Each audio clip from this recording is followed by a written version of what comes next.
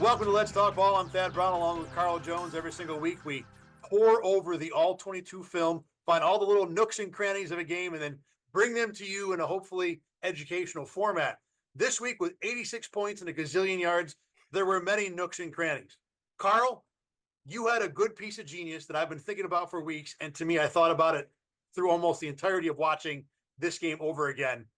On film, it's usually never as bad as it looked or as good as it looked the first time. And I thought for the Bills for scoring 42 points, it wasn't as good as I thought it would be. And for giving up 37 on defense, I didn't think it was as bad it wasn't as bad as I thought it was going to be either. When a team scores 44 points on you, you think it's like, oh my gosh, they look like the bad news Bears. A lot of that has to do with the fact that the Los Angeles Rams are healthy. Like, I know they're 6-6, and everyone's like, oh my gosh, that's a mediocre ball club. For the first month and a half, it was Matt Stafford and a bunch of Peace Squatters around them. And that's like being polite to the players they had out there. It was that bad at one point. They've been healthy for like the past month and a half, and just the second week, their offensive line is healthy. So like that's the type of team that they're just now gelling on the offensive side of the ball. He had some ridiculous throws where I was like, yeah, I don't know. You just got to tip your cap and just get back to the huddle and say, we'll get him next play. And if it wasn't, go ahead. And you got to get some credit just to the Rams and how well they played on the offensive side for sure. Yeah, for sure. I mean, if it wasn't ridiculous throws, then it was Puka making ridiculous catches. He looked like one of the two or three best receivers in the game. And, you know, the Rams looked like a team coached by an, quotes, offensive genius. I mean, the things that Sean McVay did over and over, you know, you're going to talk about the big things in a minute here. To me, it was the little things. There was a wide receiver screen where the Bills had three defenders against two blockers, but Cooper Kupp kind of crosses in front of one of the blockers and allows traffic to block the third player, and they get 8 yards out of a play where it looks like they shouldn't get any. And it was stuff with little things like that over and over and over where the Rams were just doing things better. The Bills played a lot of single high coverage in this game, or at least a noticeable amount, and the Rams cooked it like every single time. So many different plays. There were two receivers with the edge corner, the touchdown to Kupp. If Matt Stafford doesn't want to throw that, Demarcus Robinson, using your phrase, is building a campfire 13 yards over in the end zone. The Rams had so many answers in this game, and the Bills didn't have nearly enough. Early on, I know you're at the game, so you probably weren't getting the live feeling of it, but everyone was like, oh my gosh, the Bills got to start going to man. They're playing too much zone. There's too much open space for Matthew Stafford. He's so good of a quarterback. Okay, they went to man. And you know what happened? Matthew Stafford was back there chilling, building a campfire, and he was going to his all-pro wideout on one side and the other future all-pro on the other side. And for how good as the Bills DBs have played this year, it is really difficult to play defense when A, your rush isn't getting home, and then B, when they're just in a heater like that. Like 7-on-7 isn't real football for a reason, and that's what it looked like at times between the Bills and the Rams. They just always felt a step ahead. And I know it all starts with the run game. Sean McDermott is going to drill that to the cows come home, how everything starts up front with the run game. And with the Bills' like philosophy, they want to stop the run with light boxes in their ideal world. And the Rams tested that early on. They walked right down the field running the ball. In the second drive, like at least first half of it, they did the same exact thing, which forces the Bills, like you alluded to take one of those safeties and bring them in the box. So they did a better job of stopping the run probably mid-second quarter on. But then that allows some passing lanes to get torched by Matthew Stafford. There are a couple formations that are really difficult to guard if you're not prepared for it. And you're going to get to it, the 4x1 stuff, where you put four eligible receivers on one side of the ball and just one guy on the other. If you're not prepared for that as a defense, there's going to be guys running scot-free. And that's what you saw at times against the Bills defense. And there was one play in this game where the Rams went 4x1, and the Bills defended the four-man side with three defenders, one of the defenders being A.J. Epinesa. And look, it was not all like this, but that play to me underlined the difference in the coaching in this game. You know, how much Sean McVay was ahead of Bobby Babich. And again, it wasn't that egregiously bad all game long. There was a lot of little things too. You know, for me, the one that sticks out on the final drive of the game, Rasul Douglas is out of the game. So you got Jamarcus Ingram, a backup in there on Puka Nacua. Ingram gets a flag on the third down, keeps the drive alive. Well, on the fourth down, that ended up being a pass to Tutu Atwell, the Rams again have Puka isolated on the same side of the field again against Jamarcus Ingram. Well, Terrell Bernard's over the middle, kind of eyeing it, and the moment Puka runs his slant, Bernard jumps it. Well, when Bernard jumps it, Tutu Atwell just runs in behind where Bernard was, and Christian Benford, who looks like he got cooked on the play, and you tell me if I'm wrong about this, but to me, I think Benford's expecting to have inside help, and then inside help's over on the sideline trying to defend Puka Nacua. But it just points out that If the Bills got beat on A and tried to defend that, then the Rams just went right to B. And we'll get to the pass rush and the defensive line thing in a minute. But just to conclude, this thought on the defensive secondary, the deep guys for the Bills, there were, that was just one example all game long of the Bills being a step behind and just, again, not having the answer.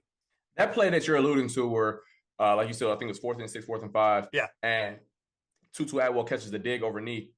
The technique that Benford's playing is literally saying, you're not beating me deep and you're not beating me outside, but I got low hole help because it's cover one robber.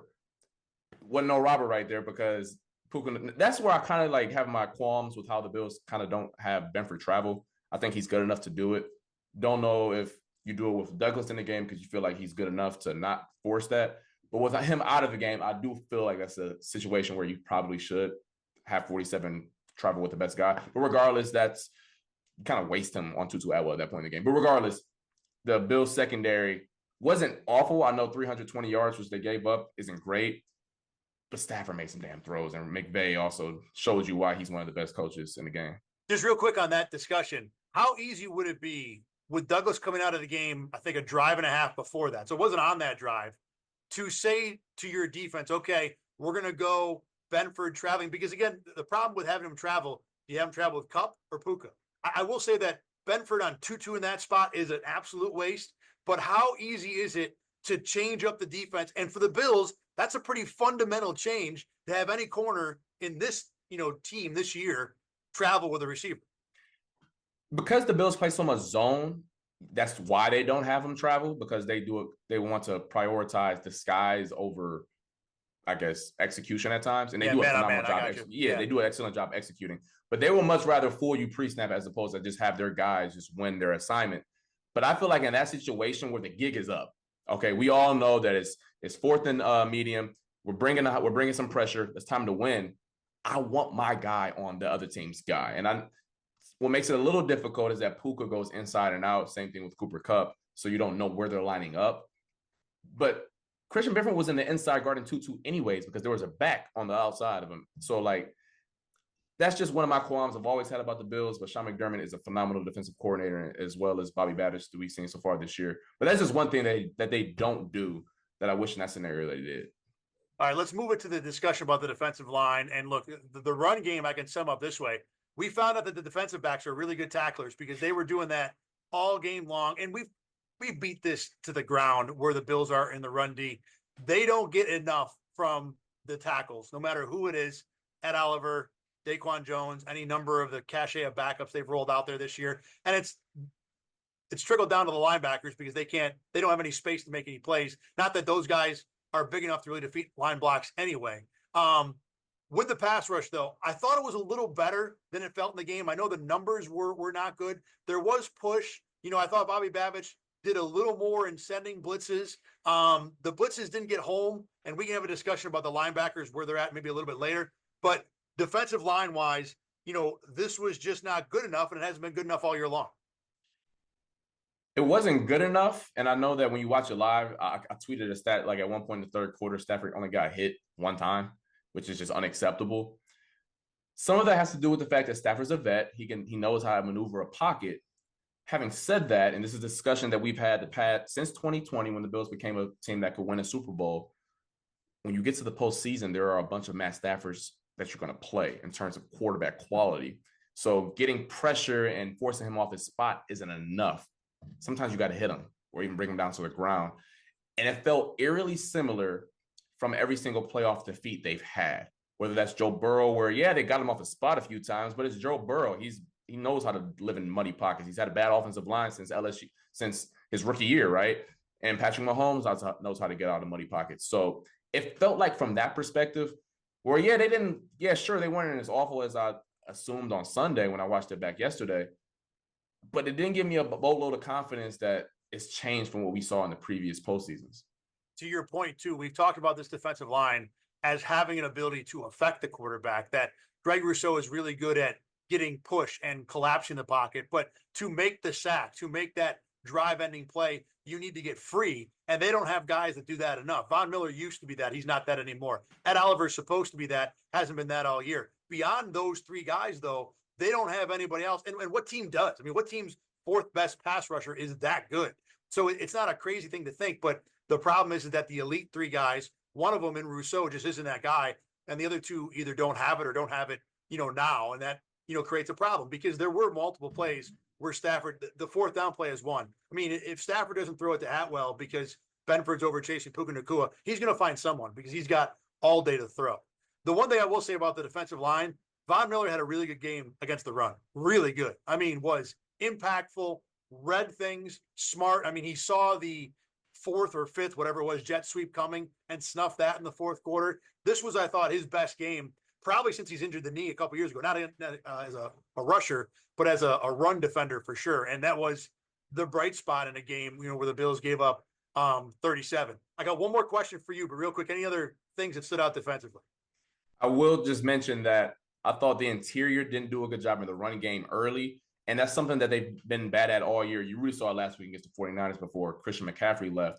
But because of the fact that they're light on the inside and they aren't good at stuffing it, it hinders a linebacker core that isn't big anyways and isn't great blowing up blocks. It makes them look worse as well. Because Bernard and Milano and Dorian Williams, when they're balling, they go on side to side. They're shooting gaps. They're shooting zones.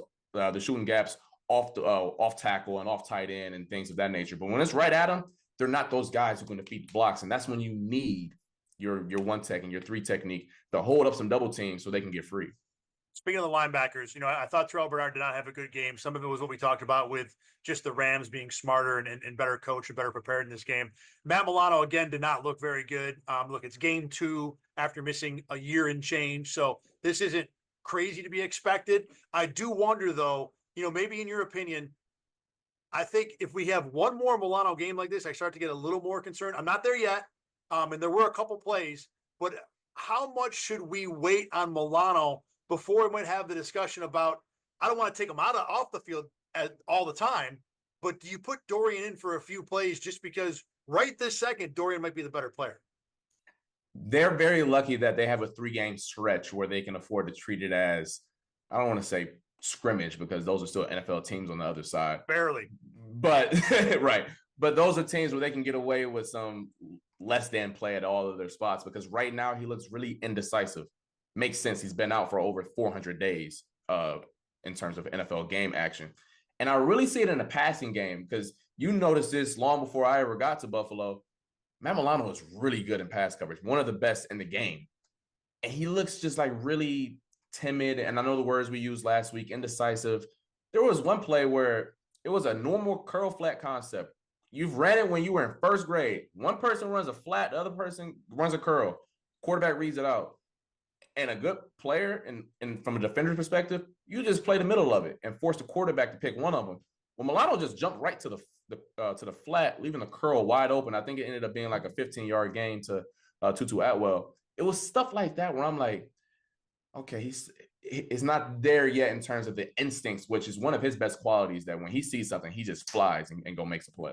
One of his other best qualities is rushing the pass around blitzes. And I will say the first one he attempted in this Rams game, he got stoned. But after that, he was dangerous. And it was the most encouraging part of the game for me that this part of his game at least was somewhat effective and maybe can be a thing that the Bills can build on going forward. All right, let's move to the offensive side of the ball. And like the defense, where it maybe wasn't as bad as I thought it would be, the offense wasn't as good as I thought it would be. The thing I want to start with, though, is the thing that impressed me the most. Joe Brady had some excellent wrinkles in this game. The screen game was back. Carl, they can throw screens for running backs. The touchdown to Ty Johnson was a thing of beauty because normally when you run a screen, it's literally what it sounds like. The running back catches the ball and there is a screen or a wall of blockers and they just move forward and you see how far you can get. This screen, Brady triangulated leverage with 3 different players so well.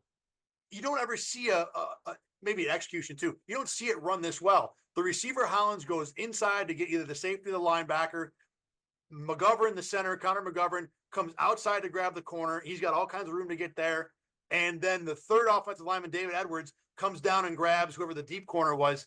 It's impossible for me to explain verbally, but it was just a perfect play. And then the Rams safety takes a terrible angle, which is why it goes for a touchdown. The Rams defensive backs, by the way, might be the worst tackling group in the NFL. But there were a few plays like this. Even the other one that impressed me was the last drive of the game. when everybody in the building knows the only thing the Bills can do is chunk plays to the sideline, they still got down the field and had opportunities. I mean, Amari Cooper gets open for 25. The pass interference play to Khalil Shakir is going to be a touchdown if Josh Allen gets the ball out 5 more yards.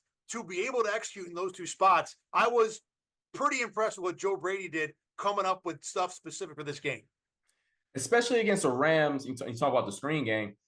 The Rams front four is the only good thing about that defense. The secondary isn't, they got some players, but it's not like they're a cohesive unit. And then the linebacker core, they're working on it. But up front, that's I'm gonna be polite. They're working on it. But up front, that's how they win games, and that's how their defense doesn't get ran off the field. So how do you slow down a really aggressive unit? Boop, little screen pass right over your head or right to the left. And that was clearly a concerted effort that they had going into the game, because I believe those were early on. I think one was in the first quarter and then the other screen was the second quarter. So that was something that they drew up early in the week, and they said, when we get this look, we're running it, and it's off to the races. And both times they got a chunk plays out of it. Did you see the first screen, by the way, that Josh Allen threw the ball between 2 linemen engaged in players? Like literally, it buzzed both guys' shoulders. I've never seen, you talk about passing lanes. This was like a passing alley at best. And I don't think Josh even intended to throw it there. I think he's just throwing the screen, and it happened to be there. But it could not have missed Deion Dawkins' shoulder pad by more than 6 inches. It was a crazy play, but the screen, the scheme for the screen was really well drawn up. One thing that you liked from this game was how the Bills used Amari Cooper. And he wasn't an elite number 1 receiver, but he was a big chunk weapon over and over. When the Bills got Cooper, the idea was they needed a separator. They needed a guy who can just win. And he dealt with injury. He was a new guy on the block. So you wanted to help him out in terms of onboarding him in with the process, right? But it's been a while now. It's time to go, my boy. Playoffs is on the way in a month. And against a Rams secondary that isn't great, they did a bunch of isolated routes, a bunch of routes where he's on the backside of a formation, go routes, quick slants, quick curls. And it wasn't effective all the time. I believe he had 6 catches on 14 targets. Having said, now, to put some context to that number, when you are that guy who lives in that world, you're not going to have Khalil Shakir's like high catch rate, because your catches are just harder. Like, it's just a harder world to live in.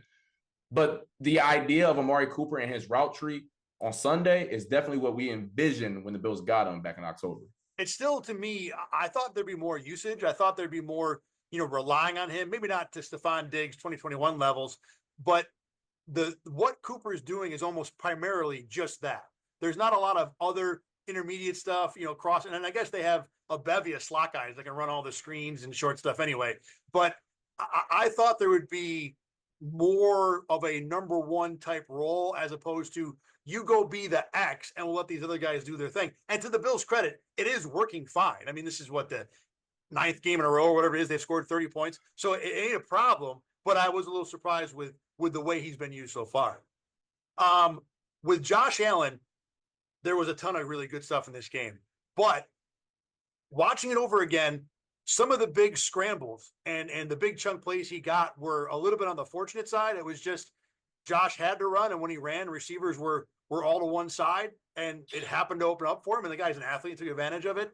Less than look at Josh create plays and dodge defenders. There were a couple of those too. He also had at least 3 throws in this game that were the old school Josh head scratchers about what do you see in there, man?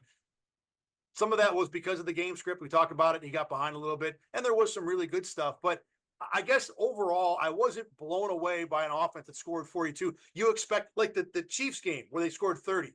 That game was high-level play after high-level play. This game was, okay, there's a lot of space, and we're just going to have Josh run to it, and then the Rams aren't going to tackle well. So I guess the bar is being set so high, maybe it's not fair to be underwhelmed, but I was underwhelmed. That's where I landed on this one. Josh Allen has had games when you watch it back where you're like, yo, like this is he's locked in his zone. Jordan in 98, Bron in like 2012, where it's like no one's touching that. And I'm not saying he didn't play fantastic on Sunday, because at the end of the day, he's the only reason they even had a chance or even a prayer in that fourth quarter. But we've seen games where get off me, I'm throwing the ball 30 yards down the field. It's games where even earlier this year where he's living in muddy pockets, and it's tough living. He's trying to make plays. Like the Chiefs game, I know the Chiefs didn't get to him, I don't think, but it was was more pressure. I know he dodged Chris Jones a few times, and I know that Karlaftis was in his space a couple times. There wasn't a lot of that today. I mean, on Sunday. So great Josh game, but it wasn't some S tier like Patriots playoff game a few years back. Which is funny because coming off this game, you feel like, man, 3 touchdowns rushing and passing cemented him as the MVP, maybe winner, if not certainly the way in front runner. There was one play, by the way, the Khalil Shakir 50-yard touchdown. And if I'm reading this wrong, tell me. But where Josh sprints out in the pocket, like takes 3 steps to his right. You never see a quarterback do this. Either the sprint out is a full roll to like get away from the box, or it's no sprint out at all. He took 3 steps, and to me, I thought he froze Cam Kinchins to safety long enough to make him look at Hollins in the slot, and that cleared Shakir over the middle to get the first down. And maybe I'm reading too much into it's possible, but that kind of high-level stuff, there was enough of that to where you still like the Josh Allen game a lot, and that was the one that stood out to me. He had some. No, I'm not gonna like belittle and say, "Oh my gosh, he wasn't like great." He had some throws where you're like, "Yep, 17 doing 17 stuff, maybe 15 from Kansas City and 10 from Los Angeles can do it." He played great, and I don't want to dive into and critique it. Oh my gosh, bad Josh Allen. He played fine. He played great. Yeah, for sure. Let's talk about the offensive line a little bit. I think we talked about it a little to start with here. I think they played good in general. Now, look, the run game wasn't there. We'll get to that in a minute.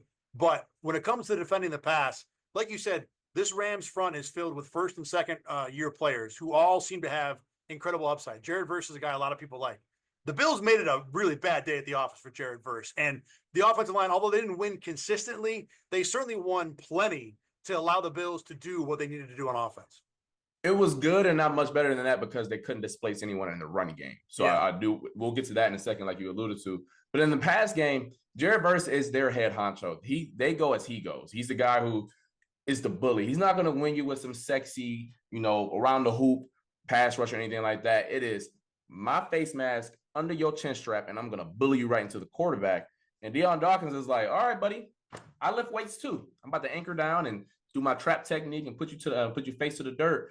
And by the fourth quarter, Jared Verse was out there sucking wind. I know watching the broadcast copy, Jared Verse was literally standing up and like looking to the sideline. They going no huddle. What am I supposed to do? I'm trying to get to the sideline. And that was just and I know they're going no huddle, so that was part of it.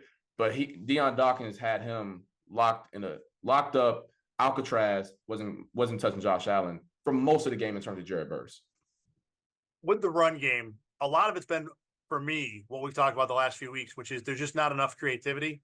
Now, look, the Bills ran the ball, it seemed like 5 times in the whole game because they were down by 50, from the second quarter on. But I did see at least one tackle pull, which was nice to see the Bills incorporating that back in after, a steady diet of zone and a little bit of gap stuff. But they're not doing enough, even with the things that are their bread and butter, to be able to run the ball against, better fronts they've seen the last couple of weeks. And depending on how healthy Detroit is, they might see another one on Sunday. But this is, it's a scheme problem. And I don't know if I want to go to it being an offensive line problem, but I just think teams know exactly what to do against what the Bills are going to try. They know how to defend the zone run. They know that they can be strong enough in a lot of cases against the gap stuff to be able to slow it down. And the Bills just don't have many other answers outside of that yet. It's funny when you think of the 3 rushing attacks that they saw in saw against San Francisco, saw it out in Los Angeles, and what they'll see in Detroit. In terms of creative schemes, where you're like, you thought of that? That's how you did that's the same simple run, but you got into it in a whole different way. And then you look at what the Bills do, and once again, it's successful and it works. But when it doesn't work, it looks bad.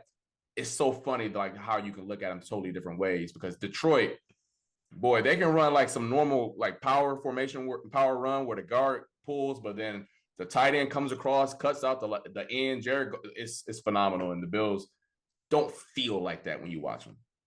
The one play that stood out for me, at least when the Rams were running the ball, talking about how creative they were, was the Bills had a tendency to attack the middle on 3rd and 4th and short, and the Rams just said, okay, we're going to let you attack the middle, and we're going to just bury it, and we're going to run an edge outside to take care of the safety. That was one of the early 3rd and 2 runs, I think maybe the first possession of the game. It's not just knowing what you do well and executing, it's knowing what the other team is probably going to do and having an answer for that. And, obviously we don't see the other defenses to know as much as the Bills scout it to understand what they're doing to it. But we just know that there are not enough answers in the run game so far for the Bills to be able to rely on that going forward. Real quick, this was not a good game. Maybe not top to bottom. Offense put up 40 points. Good, a lot of good there. How much of this loss is a long-term concern for you going forward? And we're probably mostly just talking about the defense. Offense, I have no concerns, but defensively, I am in terms of the pass rush. And it just felt so similar to Cincinnati in 22, felt similar to the Chiefs games in 20, 21, and 23, where they just didn't get home and you allowed a good quarterback to look good. And I know some people are going to say, well, that's what happens when you play good quarterbacks in the postseason. I have seen Joe Burrow and Patrick Mahomes play when the teams play against each other, where those quarterbacks look bad. Like Patrick Mahomes has played the Bengals and it's looked rough, right? And obviously Lamar Jackson last year against the Chiefs didn't have a good game. When you get to those high leverage situations where the teams are good, the offensive lines are good, so are the offensive coordinators, you have to win up front. There is no schematic coaching where we got to do some creative things. If you can't win up front, especially against good quarterbacks, which means you're going to blitz them, that is a recipe for disaster. And they're going to get another dose of that this week against a fantastic Detroit Lions offensive line and Ben Johnson, who is one of the best offensive minds in the sport that you hear about. If that looks like this again, I will be very concerned with that part of the defense. There is a part of this where I look at Matt Stafford, really good quarterback, Puka Nacua, super elite receiver, Cooper Kupp, very recently super elite receiver, Kyron Williams, top level running back, and even the lesser guys, the Tutus and DeMarcus Robinsons are good players for their role, and think that there aren't many teams that can roll this kind of stuff out. That said, teams in the playoffs will have something commensurate to this. And I don't want to say that the secondary is something I'm going to knock, but to me, seeing what happens when you don't get any pressure, there isn't enough back there. The safeties are fine. Rasul Douglas didn't have a great game. I think he's usually better than what he played in this one. Bottom line, the secondary, the DBs are not going to save the Bills if they can't get pressure like they could in this game. And to your point, there were a few years ago before the Bills' offensive line really got good, where I'd watch them in the run game and they couldn't run it. And people would say, what's going on? I'd be like, look, they're just not winning. At some point, you got to win blocks to run the ball. Same thing on defense. There are just not enough times when this defensive line wins. I don't care what the situation is, short run, long run, first down, second down, third down. They just don't win enough right now, especially when it comes to against the good teams. Yeah, and one last thing on that topic. Sean McDermott made a good point at a press conference, I believe, either last week or the week prior, where he said, yeah, there wasn't a lot of pass rushing opportunities to win. That's fair. So stop the run. And I feel like they can't stop the run on their terms right now. And they have, quite frankly, haven't done it all year, but they haven't faced teams that can really take advantage of it.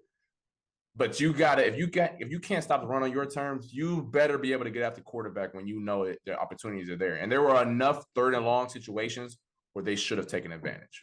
Agreed. All right. Detroit and Buffalo next week. We're going to see a lot more. This is going to be a really good test to see how the Bills respond. I talked about having a response. We will see if they do. As always, you can check out Let's Talk Ball at RochesterFirst.com. At RochesterFirst.com, click on sports. You can find us on the 8 Sports Extra tab.